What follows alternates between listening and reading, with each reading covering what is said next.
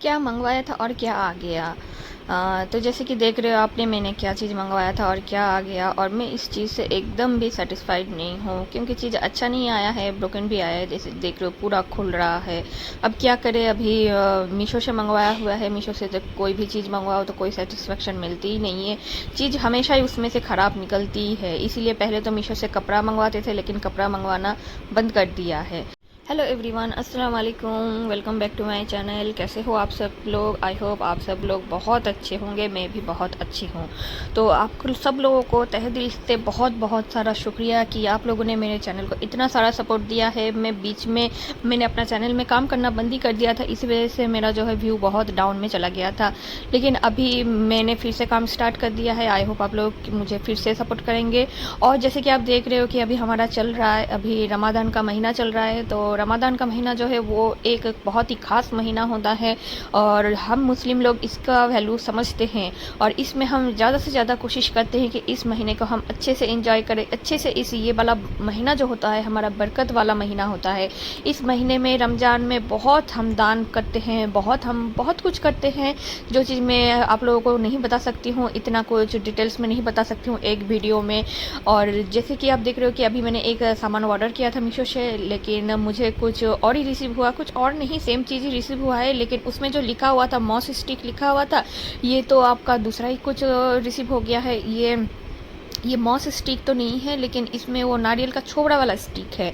तो अभी जो भी हो यही को मैंने फिर से वापस करूँगी क्योंकि सस्ता था ना, तो इसीलिए। क्योंकि ये आया था 150 का 4, और 150 का 4 और क्या मिलेगा, यही चीज़ मिल गया है। तो अभी और इसको मैं वापस नहीं कर सकती हूँ, तो मैंने वापस किया भी नहीं। यही को भिगा के रखा था। फिर इसको मैंने प्लांट में इसको, क्योंकि मेरा काफ़ी सारा मनी प्लांट है तो वो ऐसे वैसे बिखर रहा था, तो मुझे लगा कि पहले उसको मॉस स्टिक से मैं इसको अच्छे से रोल कर दूँगी तो वो अच्छा होगा। तो इसी वजह से मैंने इसको मॉस स्टिक से रोल करने के लिए इसको मंगवाया था। लेकिन बाकी जो मॉस स्टिक था वो बहुत ही अच्छा था, तो काम भी बहुत अच्छा किया था। और वो मॉस स्टिक कम से कम 10 साल पुराना था, तो अभी पूरा ख़राब हो गया है। ये भी देख रहे हो जैसे कि पूरा निकल रहा है बाहर, मैं दिखा रही हूँ ना, पाइप पूरा बाहर निकल रहा है। तो जो भी हो, अभी मैं दूसरा तो मंगवाऊंगी नहीं, इसी को लपेट लूँगी, फिर बाद में देखा जाएगा क्या करना है नहीं करना है।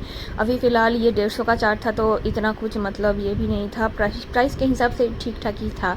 तो देखते हैं। अभी इसमें जो तार निकला हुआ है ना, वो भी मेरे हाथ में चुभ रहा था बहुत। वही चीज़ मैं नोटिस कर रही थी, कितना सारा तार निकला हुआ है इसमें, क्योंकि इसको अच्छे से फिनिशिंग भी नहीं करते। पता नहीं मीशो वाले ऐसे क्यों करते हैं, सामान सस्ता करके दे देते हैं, लेकिन हम तो अभी देख के लेके आए तो ऐसे सस्ता सामान हम ले ही ना। लेकिन अभी फ़ोन में देख के जैसे लगता है सस्ता चीज़ है और अच्छा भी दिखाते हैं, तो लगता है कि अच्छा है, यही सोच के हम बेवकूफ़ बन जाते हैं।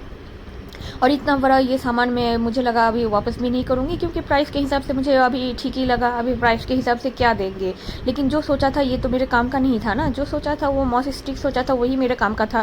लेकिन अभी क्या कर सकते हैं, इसी को मैंने रख लिया है। अभी लपेट लूँगी, फिर आप लोगों के साथ वीडियो बाद में शेयर करूँगी।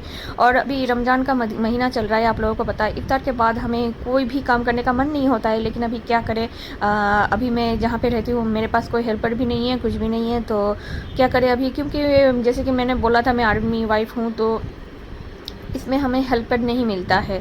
हमें जो भी काम है खुद से करना पड़ता है, क्योंकि अंदर किसी सिविलियन को अलाउ नहीं किया जाता है।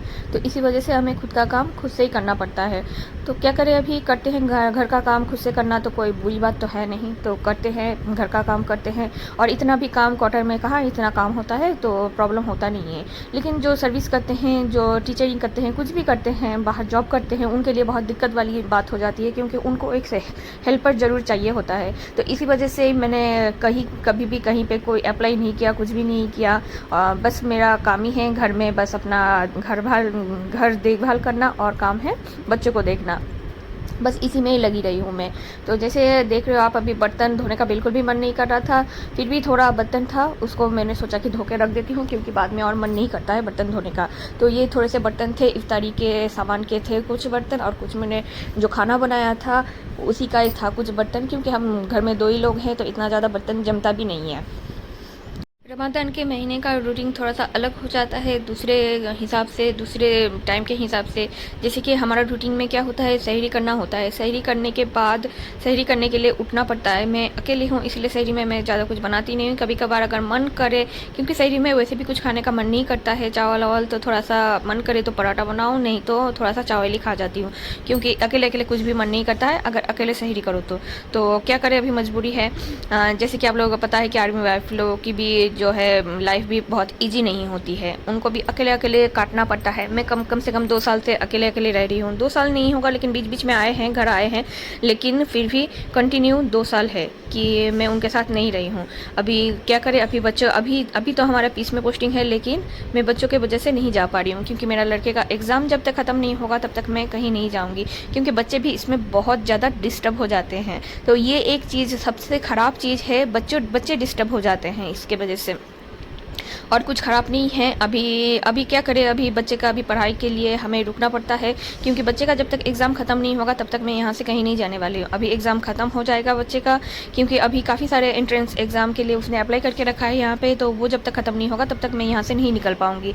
तो जो भी हो, सहरी के बाद जो है उसके बाद नमाज़ पढ़ना, कुरान पढ़ना, यही। सहरी से पहले तो मैं है कि कोशिश करती हूँ कि तहज्जुद का नमाज़ पढ़ूँ, क्योंकि सहरी करने से कम आधा घंटा पहले अगर उठ जाओ तो तहज्जुद का नमाज़ आराम से हो जाता है। तो कोशिश करती हूँ कि सहरी करने के टाइम उससे पहले तहज्जुद का नमाज़ पढ़ लूँ, क्योंकि ऐसे नॉर्मल डे पे तहज्जुद का नमाज़ पढ़ना थोड़ा सा मुश्किल हो जाता है, क्योंकि थके रहते हैं तो नींद आ जाती है, तहज्जुद में उठना मुश्किल हो जाता है फिर।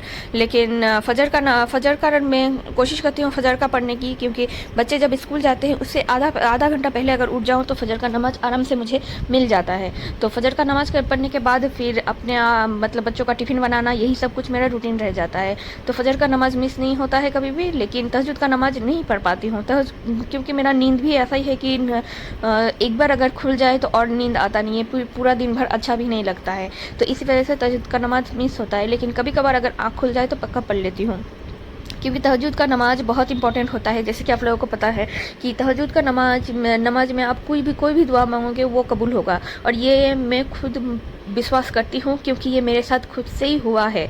मेरा काफ़ी सारा जो है तहज्जुद का नमाज़ पर, एक बार हम बहुत मुश्किल में थे, तभी मैंने तहज्जुद का बहुत नमाज़ पढ़ा था और दुआ मांगा था अल्लाह से, तो अल्लाह ने मेरा दुआ कबूल भी किया था। तो जो भी हो, तो उसके बाद सहरी के बाद फिर मेन काम होता है कुरान शरीफ पढ़ना, फिर फजर का नमाज़ पढ़ना, यही काम हो जाता है। फिर सहरी ख़त्म होने के बाद थोड़ा सा सोने की कोशिश किया जाता है, लेकिन नींद नहीं आती है, क्योंकि फिर से बच्चों का स्कूल होता है, तो फिर उठना पड़ता है, तो इसी वजह से नींद नहीं हो पाती है। लेकिन फिर भी कोशिश करती हूँ कि थोड़ा सा सो जाऊँ। फिर बच्चों को स्कूल छोड़ के आने के बाद फिर थोड़ा सा रेस्ट करती हूँ, फिर उसके बाद अपना घर का काम स्टार्ट होता है। फिर अगर थोड़ा सा सब्जी बच जाए तो लड़के के लिए थोड़ा सा चावल चढ़ा देती हूँ। इस तरीके से मेरा पूरा दिन भर कुरान पाक पढ़ती हूँ, ऐसे करके पूरा दिन भर मेरा निकल जाता है। फिर उसके बाद इफ्तारी के लिए थोड़ा सा तैयारी कर लेती हूँ। इफ्तारी का तैयारी करने में थोड़ा बहुत मैं करती हूँ, क्योंकि ज़्यादा मुझे फ्रूट खाना इतना ज़्यादा पसंद नहीं है, लेकिन फिर भी थोड़ा बहुत कोशिश करती हूँ, थोड़ा बहुत, जैसे कि ये मतलब बॉडी हाइड्रेट रहे, इसीलिए थोड़ा सा जैसे तरबूज, खीरा, ये सब खाती हूँ, नारियल पानी पीती हूँ, ये सब कोशिश करती हूँ। फिर ये सब खाने के बाद जो है नमाज पढ़ने के बाद फिर थोड़ा सा पकौड़ा, मूढ़ी, चाय, ये सब कुछ खाने के बाद फिर जो है फिर से कोशिश करती हूँ कि अपना खाना जो है रात का खाना वो पहले ही बना लूँ। रात का खाना बन जाता है, फिर तो वो तरावीह नमाज के बाद फिर हम जल्दी कोशिश करते हैं कि खा लें। और कोशिश मैं हमेशा ही करती हूँ कि हमेशा जब भी काम करूँ ना तब भी पूरा किचन क्लीन कर दूँ। ये मेरा खुद का घर है नहीं, हाँ, किराए का घर है, तो इसी वजह से यहाँ पे सेल्फ भी नहीं है, क्वार्टर भी नहीं है ये मेरा, तो सेल्फ नहीं है, इसी वजह से यहाँ पे सामान रखने में मुझे बहुत दिक्कत होती है। ये जो आप देख रहे हो स्टैंड, ये मैंने खुद ख़रीदा था, एक बार क्वार्टर में ख़रीदा था। ये क्वार्टर में हमें लगा हुआ मिलता है, लेकिन तभी मुझे था नहीं, तो लोगों का देख के, मतलब नए थे तभी लगा, लोगों का देख के कि उन्होंने लगाया हुआ है तो हम भी लगा ले, तो यही सोच के मैंने ख़रीद लिया था। तो बस वही बेवकूफ़ी किया था, ऐसा ही और एक बेवकूफ़ी किया था, बेड भी खरीद लिया था। जैसे कि आप लोगों को पता है कि हमें हर एक चीज़ मिलता है, लेकिन उसके बावजूद भी हमने बेड खरीद लिया था। तो चलिए आज यहाँ तक ही, दुआ में याद रखना। अल्लाह हाफिज़।